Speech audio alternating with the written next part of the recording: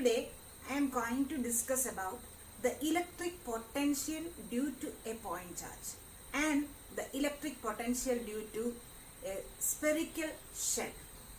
First, I would like to introduce about the electric potential due to a point charge. അപ്പോൾ ഒരു point charge മുഖേന ഒരു പോയിന്റിൽ ഉണ്ടാക്കുന്ന ഇലക്ട്രിക് പൊട്ടൻഷ്യൽ എത്രയാണെന്ന് കണ്ടുപിടിക്കുക. അതിനായി ആദ്യം ഒരു Q എന്ന് പറയുന്ന പോയിന്റ് ചാർജിനെ കൺസിഡർ ചെയ്യണം. അപ്പം അത് ഓയിലിരിക്കുന്നു. അവിടെ നിന്ന് R അകലത്തിലെ ഒരു പോയിന്റ് ആണ് P.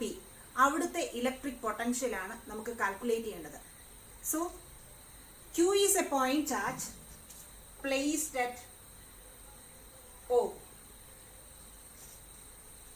P is a point which is at a distance R from O, where we want to calculate the electric potential. Electric potential means the work done to bring a unit charge from infinity to that point. ഇൻഫിനിറ്റിയിൽ നിന്ന് ഒരു unit ചാർജിനെ ഇവിടം വരെ കൊണ്ടുവരാൻ ആവശ്യമായ work done ആണ് ഇവിടുത്തെ potential എന്ന് നമ്മൾ നേരത്തെ പഠിച്ചിട്ടുണ്ട്. അപ്പോൾ ആ വർക്ക് ഡൺ കാൽക്കുലേറ്റ് ചെയ്യുന്നതിനായിട്ട് let us consider another point also. That is, consider a point A which is at a distance x from O. Here I am going to place a unit positive charge. So +1 coulomb is placed at A and that point is at a distance x from Q. ഇനി അങ്ങനെയാണെങ്കിൽ ഈ +1 കൂളോംബിലേക്ക് Q എന്ന് പറയുന്ന charge കൊടുക്കുന്ന force എത്രയാണെന്ന് calculate ചെയ്യാം. Force acting on +1 coulomb at A. Force on +1 coulomb at A equals Q 1/4πε0 Q into 1 divided by the distance square, that is x square. Therefore, the equation becomes 1/4πε0 Q by x square. So, this is the force acting on the +1 coulomb by Q at O. Now the direction of the electric field is radially outwards since the charge Q is positive. അതായത് electric ഫീൽഡിന്റെ direction ഇവിടെ നിന്ന് അങ്ങോട്ട് നീക്കുകയാണ്, അങ്ങോട്ടാണ്. Oil നിന്ന് എയുടെ ഡയറക്ഷനിലേക്കാണ്. Now let us move this positive charge +1 coulomb from A to B through a small distance dx. അപ്പം ഈ +1 കൂളോംബിനെ എയിൽ നിന്ന് ബിയിലേക്ക് നീക്കുന്നു. ഈ ദൂരം ഒരു ചെറിയ ദൂരമാണ് dx. ഇത് ഇലക്ട്രിക് ഫീൽഡിന് എതിരായിട്ടാണ്. So let us move the +1 coulomb from A to B through a small distance dx against the electric field.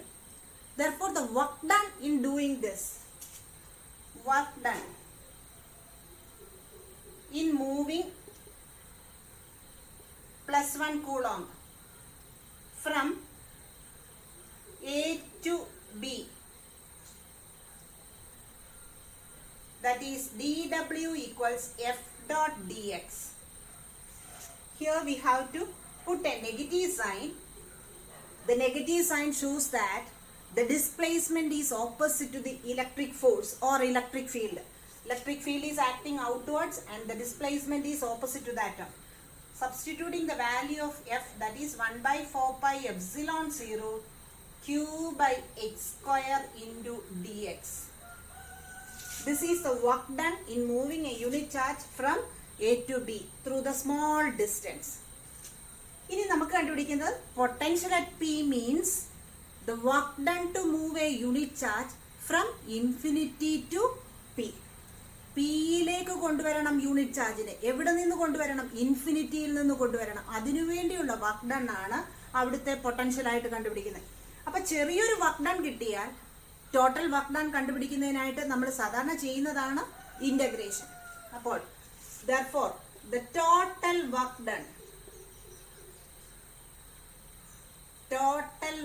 done in moving +1 coulomb from infinity to P is equal to W. is equal to integral dw is equal to integral dw. നമുക്കറിയാം എവിടെ നിന്നാണ് കൊണ്ടുവരേണ്ടത്? Limit of integration that is from infinity to P. P എന്ന് പറയുന്ന point എത്ര അകലത്തിലാണ്? 6 അകലത്തിലാണ്. So infinity to 6ലേക്ക് കൊണ്ടുവരണം. The value of dw that is 1 by 4 pi epsilon 0 into q by x square into dx. Negative sign also there. Q divided by 4 pi epsilon 0 is constant, so we can take it out. Minus q divided by 4 pi epsilon 0 into integral infinity to r 1 by x square dx. 1 by x square dx. 1 by x square can be rewritten as x raised to minus 2. That is 1 by x is equal to x raised to minus 1. Therefore, this equation becomes minus q divided by 4 pi epsilon 0 into integral infinity to r x raised to minus 2 dx. We have the general equation of integration, that is integral x raised to n dx is equal to x raised to n plus 1 divided by n plus 1. Here the value of n is equal to minus 2. Therefore, this equation becomes minus q by 4 pi epsilon 0 into n ന്റെ സ്ഥാനത്ത് ആരാണ്? Minus 2. അപ്പം x raise to minus 2 plus 1 divided by minus 2 plus 1. Limit എവിടം വരെ ഉണ്ട്? Infinity തൊട്ട് 6 വരെ. Minus 2 plus 1 എന്ന് പറയുമ്പോൾ എത്ര വരും? മൈനസ് 1. ഇവിടെ എത്ര വരും? മൈനസ് 1. ഈ മൈനസ് 1ഉം ഈ മൈനസ് കൂടെ ആവുമ്പോൾ ഇത് പോസിറ്റീവ് ചാർജ് ആകും. അപ്പോൾ ഈ ഇക്വേഷൻ എത്ര ആയിട്ട് വരും? W equals Q divided by 4 pi epsilon 0 into x raised to minus 1 limit infinity തൊട്ട് 6 വരെ. X raised to minus 1 can be rewritten as Q divided by 4 pi epsilon 0 into 1 by x limit infinity to r, which is equal to, therefore W equals Q divided by 4 pi epsilon 0 into, first we have to apply upper limit 1 by r minus lower limit. X ന്റെ സ്ഥാനത്ത് 1 by infinity വരും. But 1 by infinity is equal to എത്ര വരും? 0. 1 by infinity is equal to 0. Therefore, the work done എന്ന് പറയുന്നത് എത്ര കിട്ടി? W equals Q divided by 4 pi epsilon 0 into 1 by r. Therefore, W equals 1 by 4 pi epsilon 0 Q divided by r. Q divided by r. അപ്പം work done to bring a unit charge from infinity to P is equal to this that is 1 by 4 pi epsilon 0 into Q by r.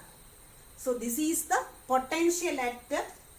Therefore, potential, electric potential at P represented by the letter V. Therefore, V equals 1 by 4 pi epsilon 0 Q divided by R. ഇതാണ് electric potential due to a point charge. Electric potential due to a point charge. ഇവിടെ വേറൊരു വിധത്തിൽ കൂടി നമുക്ക് കണ്ടുപിടിക്കാൻ എളുപ്പമായിട്ടുണ്ട്. ഇതാണ് ശരിയായ method. നമുക്കറിയാം പൊട്ടൻഷ്യൽ ഡ്യൂ ഇലക്ട്രിക് ഫീൽഡും പൊട്ടൻഷ്യലും തമ്മിലുള്ള റിലേഷൻ എന്ന് പറഞ്ഞാൽ E is equal to minus V by R.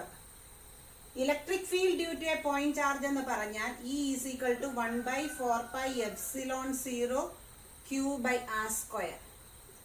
Therefore, V equals E into R.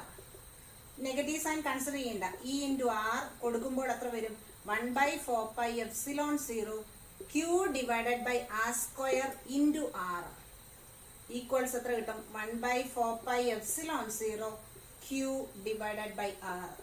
ഇത് തന്നെയാണ് അത്. അതായത് electric potential due to a point charge is equal to V equals 1 by 4 pi epsilon 0 Q divided by R. അങ്ങനെയാണെങ്കിൽ graphical variation of electric potential with distance എത്രയാണെന്ന് നമുക്ക് നോക്കാം. Graphical variation of electric potential with distance.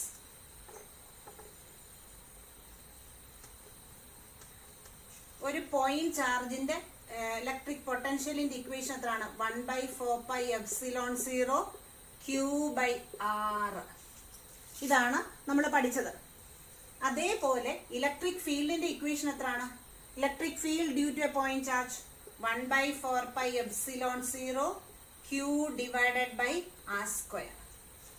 അപ്പൊ നമ്മൾ നോക്കുക, ഒരു ഗ്രാഫിൽ തന്നെ രണ്ട് variation of electric potential or electric field with distance. ഇവിടെ നോക്കാം, V is inversely proportional to R. 1 by 4 pi epsilon 0 Q constant. Here E is inversely proportional to R square. അപ്പം ഇതിന്റെ ഗ്രാഫ് ഓൾറെഡി പറഞ്ഞതാണ്. E is inversely proportional to R square. അതായത് distance കൂടുന്നതിനനുസരിച്ച് ഇയുടെ value കുറഞ്ഞു വരുന്നു. ഇത് റെക്ടാങ്കുലർ ഹൈപ്പർബോള. പക്ഷെ ഇവിടെ എന്താണ്? V is inversely proportional. അപ്പൊ ഗ്രാഫ് കണ്ട് ഇങ്ങനെ വരും. V is inversely proportional to R. This is the variation of electric potential with the distance. അപ്പൊ ഡിസ്റ്റൻസിനനുസരിച്ച്, ഡിസ്റ്റൻസ് കൂടുന്നതിനനുസരിച്ച് പൊട്ടൻഷ്യൽ കുറയും. അതേപോലെ തന്നെ അതായത് ഇതാണ് കുറച്ചുകൂടെ സ്റ്റീപ്പർ ആയിട്ടുള്ള ഗ്രാഫ്. ഇത് അതിനെക്കാട്ടി സ്റ്റീപ്നെസ് കുറവായിരിക്കും. അതാണ് തമ്മിലുള്ള വ്യത്യാസം. So this is the graphical representation or graphical variation of electric potential or electric field with the distance. ഇപ്പോൾ നമ്മൾ പഠിച്ചത് electric potential due to a point charge ആണ്. അങ്ങനെയാണെങ്കിൽ if there are a number of charges present in a medium, how can we calculate the electric potential at a point? നമുക്ക് നോക്കാം. Electric potential due to a number of charges. Due to a number of charges.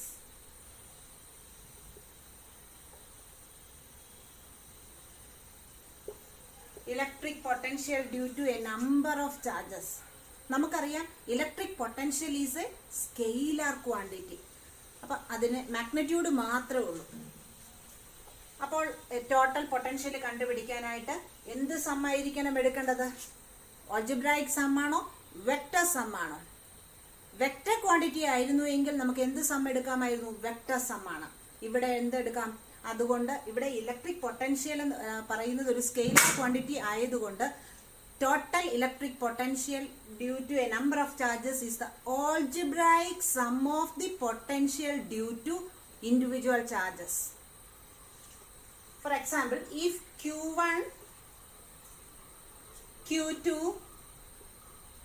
Q3 are the charges present in a medium,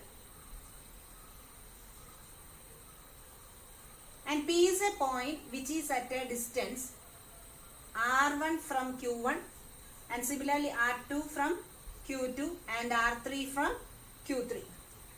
മൂന്ന് charges ആണ് ഞാൻ ഇവിടെ കാണിച്ചിരിക്കുന്നത്. Q1, Q2, Q3. Number of charges are present in the medium. They are separated by a distance R1, R2, R3 respectively from P. അപ്പൊ Q1 കൊണ്ടും Pയിൽ ഒരു potential ഉണ്ടാക്കും, Q2 കൊണ്ടും Pയിൽ ഒരു പൊട്ടൻഷ്യൽ ഉണ്ടാക്കും, Q3 കൊണ്ടും Pയിൽ ഒരു പൊട്ടൻഷ്യൽ ഉണ്ടാക്കും. അപ്പൊ ടോട്ടൽ പൊട്ടൻഷ്യൽ അറ്റ് P എന്ന് പറയുന്നത് എന്താണെന്നാണ് നേരത്തെ പറഞ്ഞു കഴിഞ്ഞത്? The algebraic sum of the potential due to individual charges. Therefore, V equals V1 plus V2 plus V3. V1 നമുക്കറിയാം potential due to a point charge. ഇവിടെ പോയിന്റ് ചാർജ് ഏതാണ്? Q1 ആണ്. അപ്പൊ അത്ര V1 is equal to 1 by 4 pi epsilon 0 Q1 by R1. Similarly, V2 equals 1 by 4 pi epsilon 0 Q2 by R2. And V3 equals 1 by 4 pi epsilon 0 Q3 by R3. Therefore, V equals the sum of the algebraic sum of these three. So, we can take 1 by 4 pi epsilon 0 as common. 1 by 4 pi epsilon 0 into Q1 by R1 plus Q2 by R2 plus Q3 by R3.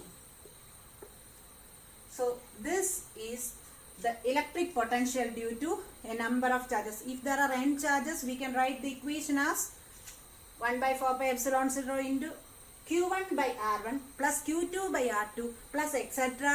plus Qn by Rn. അതാണ് electric potential due to a number of charges. ഇനി ഇതേപോലെ നമുക്ക് അടുത്തതായിട്ട് discuss ചെയ്യാനുള്ളത് electric potential due to a spherical shell എത്രയാണെന്ന് നോക്കാം. Due to a spherical shell.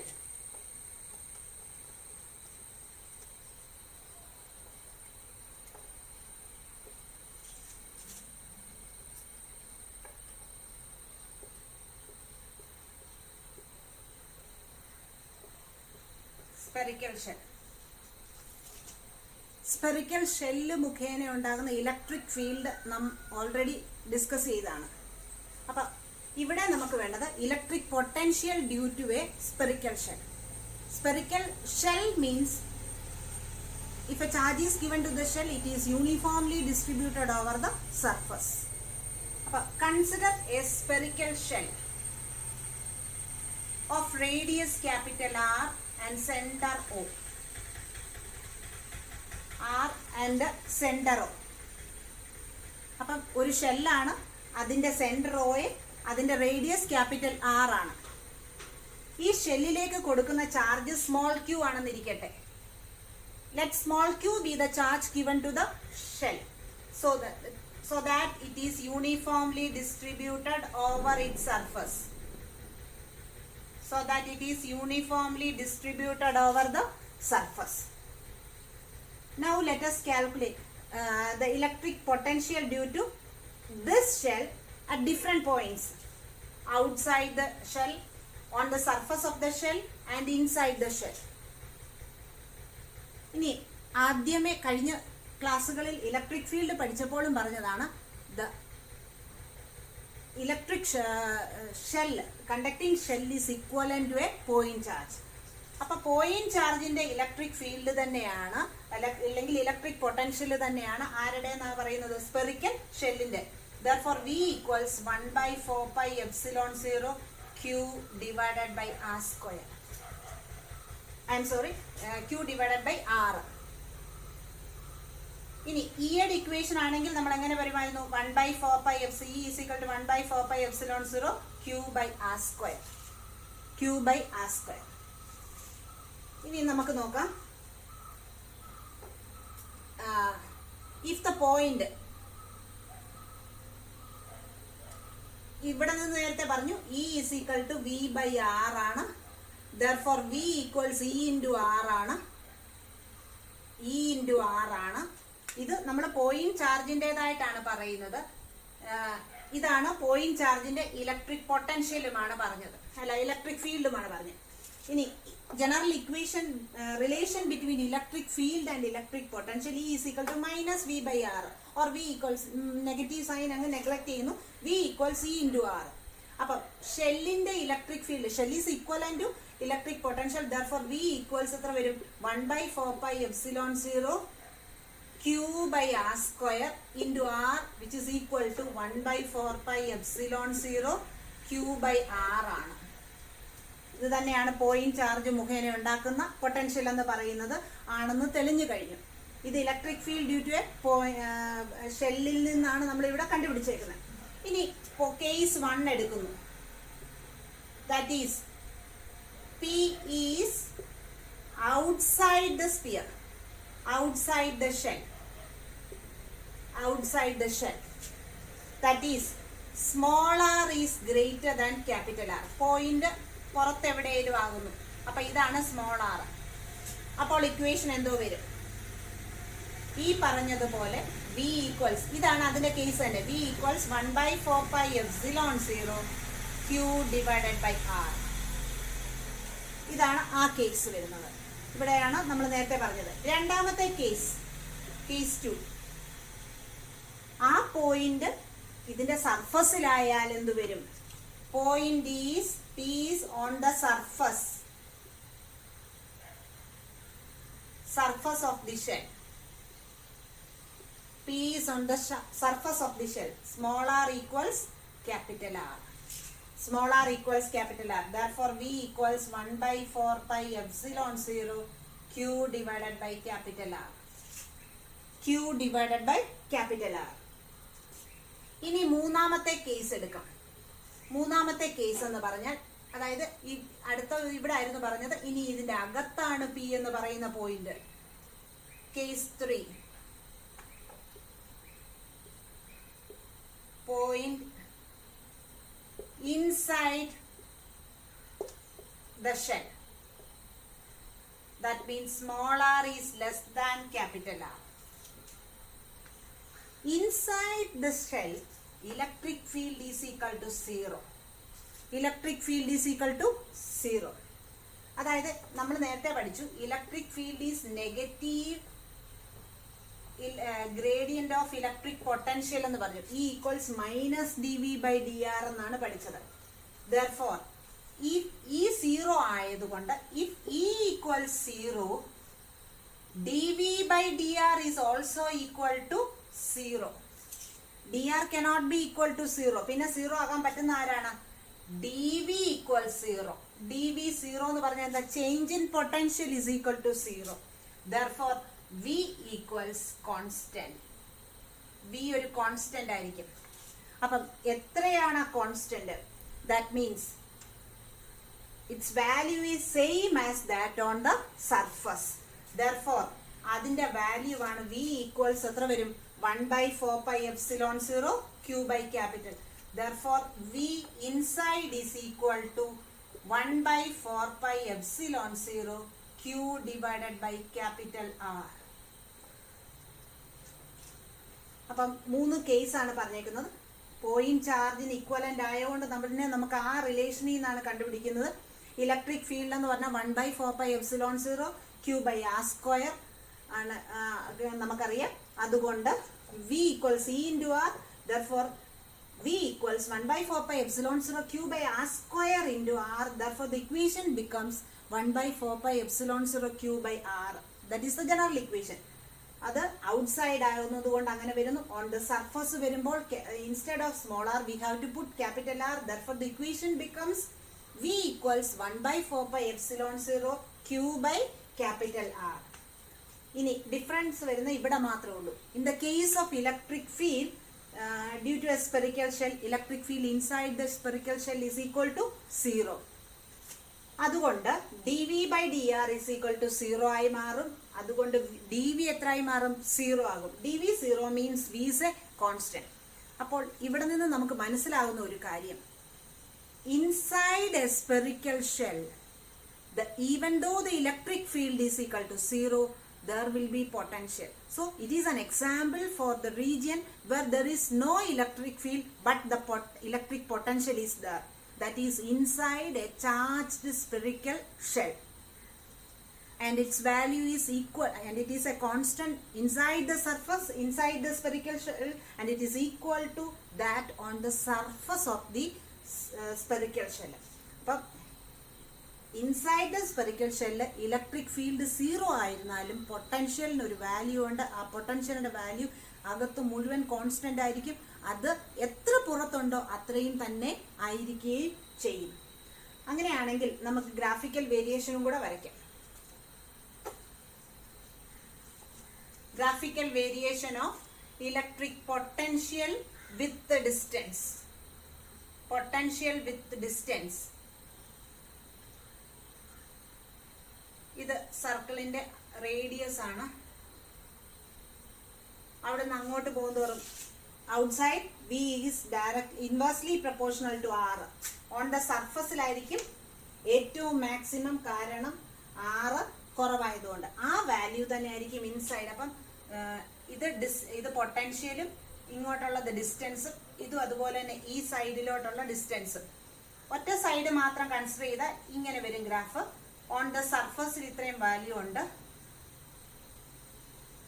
അവിടെ നിന്ന് അങ്ങോട്ട് പോകുന്തോറും V is inversely proportional to R. അകത്തെ വാല്യൂ സർഫസിലെ വാല്യൂ തന്നെയാകും. സ്പിയറിന്റെ ഒരു സൈഡ് മാത്രം കൺസിഡർ ചെയ്താൽ ഇത്രയും വരും. രണ്ടാമത്തെ സൈഡ് കൂടെ കൺസിഡർ ചെയ്താൽ ഇതിന് ഇങ്ങനെ തന്നെ വരും ഗ്രാഫ്. അകത്ത് മുഴുവനും കോൺസ്റ്റന്റ് ആയിരിക്കും. ഓൺ ദ സർഫസ് അവിടുന്ന് അങ്ങോട്ട് പൊട്ടൻഷ്യൽ കുറയും. ഇവിടെ അതുപോലെ തന്നെ V is inversely proportional to R. This is the graphical variation of electric potential with distance of a charged spherical shell. Thank you.